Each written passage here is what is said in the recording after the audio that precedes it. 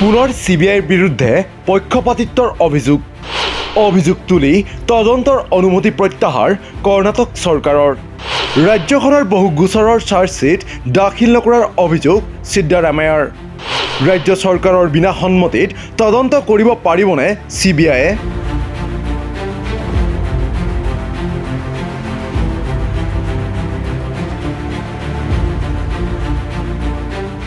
তদন্তকাৰী সংস্থাসমূহৰ বিৰুদ্ধে প্ৰায়ে আজিকালি পক্ষপাতিত্বমূলক আচৰণ কৰাৰ অভিযোগ উঠি আহিছে।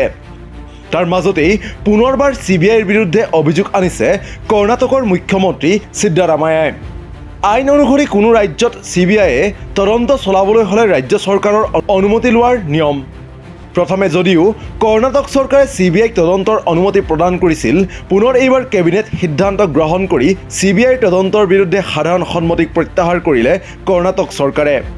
উল্লেখ্য যে মাইচুৰৰ অভিজাত অঞ্চলত কৰ্ণাটকৰ মুখ্যমন্ত্ৰীৰ পত্নীৰ নামত 14টা স্থানত মাটি লাভ কৰাৰ অভিযোগ উত্থাপন হৈছিল। স্নেহামাই কৃষ্ণ নামৰ এগৰাকী সমাজকৰ্মীয়ে সিদ্ধাৰামায়াৰ পত্নী আৰু ভায়েকৰ বিৰুদ্ধে আৰক্ষীৰ ওচৰত এজাহাৰ দাখিল কৰিছিল। তেওঁৰ অভিযোগ অনুসৰি মুডাৰ মাটি অবৈধভাৱে বিতৰণ কৰা হৈছিল।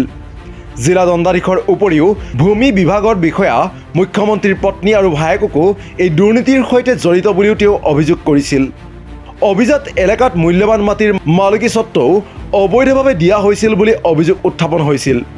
তাৰ পাছতেই কৰ্ণাটকৰ মুখ্যমন্ত্ৰী সিদ্ধাৰামায়াৰ মাটি কেলেংকাৰী সন্দৰ্ভত ৰাজ্যপাল থাৱাৰচান্দ গেহলটে তদন্তৰ অনুমতি প্ৰদান কৰিছিল, যাক প্ৰত্যাহ্বান জনাই কৰ্ণাটক উচ্চ ন্যায়ালয়ৰ দ্বাৰস্থ হৈছিল মুখ্যমন্ত্ৰীগৰাকী। যোৱা 19 আগষ্টৰ পৰা ন্যায়াধীশ এম নাগপ্ৰসন্নৰ এজনীয়া বিচাৰপীঠত ছবাৰ শুনানি অনুষ্ঠিত হয়। যোৱা 12 ছেপ্টেম্বৰত এই আবেদনৰ ৰায় সংৰক্ষিত ৰাখে।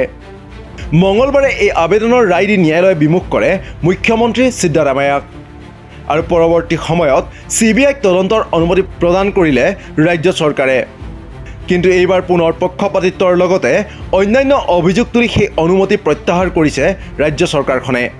ইফালে সিবিআইৰ তদন্তৰ ঘোষণাৰ পাছতেই মুখ্যমন্ত্ৰীৰ পৰা পদত্যাগৰ দাবী তুলিছে বিজেপিৰ লগতে অন্যান্য শাসকীয় পক্ষৰ দলৰ নেতাই।